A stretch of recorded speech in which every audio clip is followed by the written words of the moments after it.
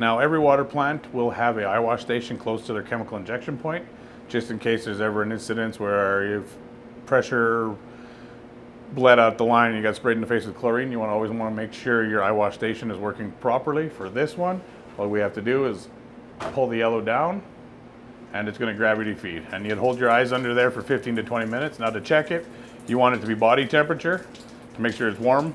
So you don't want cold water or hot water getting in your eyes. When you're done, you close it up.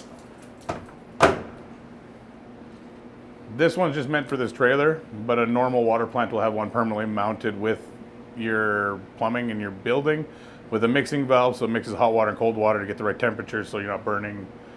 You want normal eye or normal body temperature so you don't flinch and close your eyes. Yeah, and if it was a really bad situation, I just didn't realize how dirty my hands were. Really bad situation, you also have a shower here. So if you get completely soaked from head to toe in chlorine, you'd pull your bar in the shower and you get a good soaking for 20 minutes. But at the same time, you're gonna have to strip off all your clothes in the middle of your water plant, and hopefully you brought a spare towel or something, coveralls to go home with.